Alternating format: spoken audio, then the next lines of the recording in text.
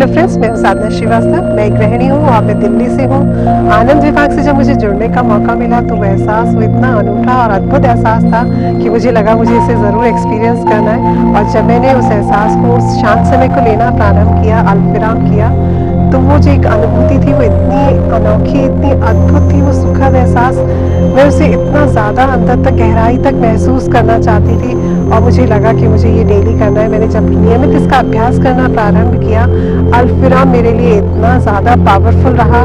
वो अनुभूति, वो एहसास मुझे दिन प्रतिदिन के कार्य में इतना मतलब मुझे इतना आह्लादित कर देता था कि मेरे हर कार्य करने की क्षमता, चाहे वो छोटे से छोटा घर का काम हो, बाजार का काम हो, कुछ भी हो, मेरे रिश्तों में, सभी में उसका प्रभाव इतना ज़्यादा सकारात्मक आना प्रारंभ हुआ कि मुझे लगा कि मैंने अभी तक इसको क्यों नहीं ज्वाइन किया था।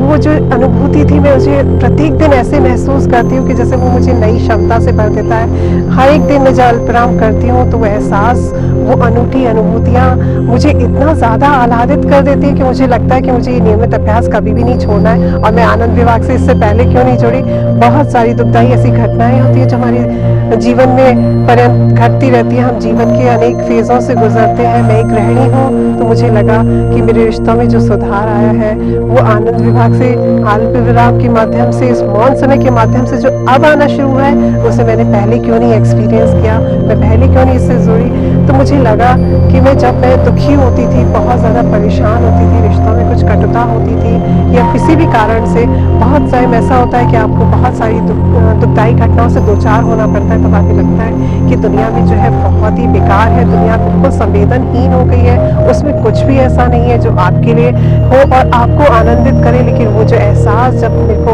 आनंद विभाग में आने के बाद प्राप्त हुआ, वो सारी दुखदाई घटनाएं ऐसे हो गई जैसे उनका एक फेज जो था वो दूसरा फेज मुझे दिखना स्टार्ट हो गया। वो जब फेज मैंने दूसरा देखना स्टार्ट किया, मुझे लगा सिक्के के दो पहलू वाली कहावत यहाँ पे बहुत ही सटीक होती है। जब हम दुखी होते हैं, जब हमारी परिस्थितियाँ ऐसी होती हैं, तो हम कभी भी उसके सुखद पहलू को नहीं देखते हैं, हम उसकी नकारात्मकता को देखते हैं। उससे प्रभावित होकर के हम जो है, हमारी कार्य क्षमता प्रभावित होती है और हम इतने ज़्यादा नेगेटिविटी इससे भर जाते हैं। लेकिन आनंद विभाग, मैं बहुत ही थैंकफुल हूँ उसके लिए कि अल्पविराम जो माध्यम उन्होंने बनाया है, उस शांत समय को जब मैंने एक्सपीरियंस किया, वो सारी दुखदाई घटनाएं जब मैंने अपने अंतर्मन में झांक करके उनको निकालना शुरू किया, उस बोझ को जब मैंने हटाना शुरू किया, वो प्रकाश की किरणों ने सारा कुछ इतना प्रकाशित कर दिया, मेरा अंतर्मन जो है एकदम खिल गया।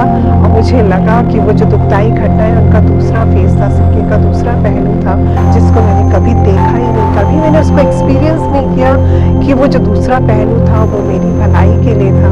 उसमें जब मेरी सास मुझे मना करती किसी चीज़ के लिए, तो मुझे लगता था कि नहीं, वो जो एक धारणाएं मन में बनी रहती है कि नहीं, सास खराब होती है, वो रोक टोक करती है, वो धारणा एकदम से पलट गई। मुझे लगा कि नहीं, वो जब अपनी जगह सही थी।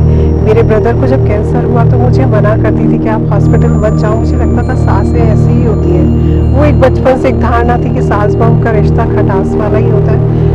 वो जब उस दुखदाई परिस्थिति में मैंने उसको देखना शुरू किया, तो मुझे वो नेगेटिविटी जो आती थी कि वो मना कर रही है, नहीं जाओ, वो बेकार है, वो खराब है, वो कभी मेरे लिए अच्छा सोच ही नहीं सकती, वो मेरे मायके वालों के लिए कभी अच्छे हो ही नहीं सकती। मेरे भैया कैंसर में था, मुझे लगता था मुझे उसके पास टाइम स्पेंड करना है, मुझे उससे मिलना है, लेकिन मैं नहीं जा पाती थी। वो नेगेटिविटी जब अंतर भरती चली गई और जब अल्पविराम लिया, सडनली वो चेंज था। मुझे लगा कि वो परिस्थितियाँ मैंने जब उनके पहलू से देखना शुरू किया, अल्पविराम के माध्यम से, जब मुझे ये पता लगा कि हाँ, मुझे उस पहलू से भी देखना है, जब मैंने उसको सोचा, तब मुझे लगा कि वो जो मेरा बच्चा था छोटा उस समय, वो उसकी वजह से, मेरे अपने स्वास्थ्य की वजह से वो मना करती थी कि नहीं बेटा, आप जाओगे तो उसको इन्फेक्शन हो जाएगा, और उन्होंने कभी इस चीज़ को क्लियरली नहीं कहा।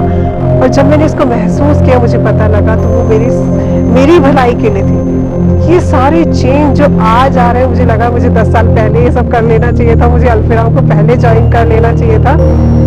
इतना बढ़िया एहसास लगता है मेरे पति के साथ, सबके, मेरे बच्चों के साथ, मेरे पड़ोसी, मेरे मित्र के साथ, मेरे जो रिश्ते अब इतने प्रगाढ़ हो गए। इवन मैं किसी रिक्शे वाले से मिलती हूँ, किसी स्वीपर से बात करती हूँ, मुझे लगता है कि वो मेरे कितने अपने हैं, कितने निकट हैं, वो अपने कार्य कर रहे हैं, लेकिन मेरे पास कितना उनके प्रति मेरे अंदर जो आत्मीयता है कितनी प्रगाढ़ हो गई है।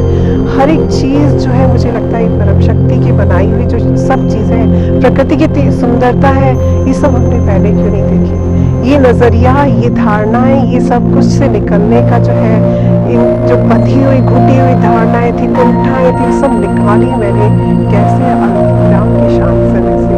वो जो मैंने मूल्यांकन अपना किया, उससे मैंने ये सब कुंठाओं को निकाला और जो प्रकृति की सुंदरता मेरे सामने आई, उस समय हमेशा मेरे सामने ही थी, लेकिन वो नज़रिया जब चेंज हुआ अल्पविराम से, उस शांत समय से, वो लगता है कि बहुत ही एक अलग एहसास है। आप शब्दों का विस्तार भी इसको नहीं बयां कर सकता, बहुत संकुचित होगा शब्दों में अगर हम इसे कहेंगे तो।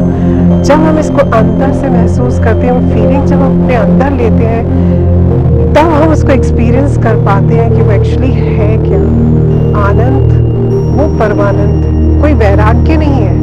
ये प्रकृति जब भगवान ने या सृष्टि ने या परमपिता ने हमारे लिए बनाई है, वो सदैव यहाँ पे है और वो हमारे लिए है, लेकिन हम उन छोटी छोटी भौतिक सुविधाओं में, उन घटनाओं में हम उनको भूल जाते हैं, उसको देख नहीं पाते। वो सूरज हमेशा चमकता है, लेकिन उसका प्रकाश तब पहुँचता है जब हम उसको महसूस करना चाहते हैं।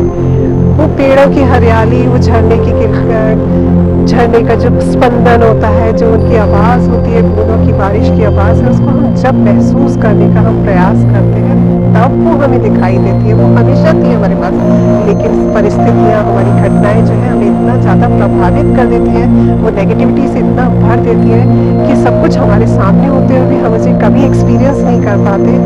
और यही है आनंद विभाग का जादू, जो मैंने महसूस किया। मैं चाहती हूँ कि पूरी दुनिया में फैले।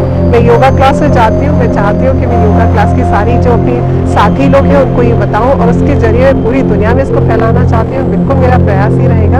और योगा क्लास की जो और भी सेशन रहते हैं, मैं उनमें भी उन लेडीज़ के साथ इसको ज़रूर शेयर करती हूँ, और चाहती हूँ कि एक के बाद ये बढ़ता चला जाए। और ये आनंद जो है पूरी सृष्टि में जो मैं महसूस कर रही हूँ, हर एक विश्व का एक बंदा इसको महसूस करे। और ये बहुत ज़रूरी है। जितना सुखद एहसास मुझे अब हो रहा है, उसकी कल्पना मैं 10 साल पहले करती हूँ तो शायद कभी सोच नहीं पाती। आनंद विभाग बहुत ही बढ़िया जरिया है, और मैं चाहती हूँ कि ये इसी तरह कार्य करता रहे, और ये जो एहसास है वो पूरी सृष्टि में इसी प्रकार फैलता रहे। और मैं विश करती हूँ कि ये चीज़ें मेरे लिए सदैव बनी रहे, मैं आनंद विभाग से सदैव जुड़ी रहूँ। जब तक मैं इसके लिए कार्य करना चाहती हूँ, जब तक मेरी इतनी क्षमता है, और मुझे लगता है कि मृत्यु पर्यंत मैं इसको नहीं छोड़ सकती, और मैं इसे ज़रूर कंटिन्यू करूँगी। और थैंक्स टू आनंद विभाग too, thank you so much.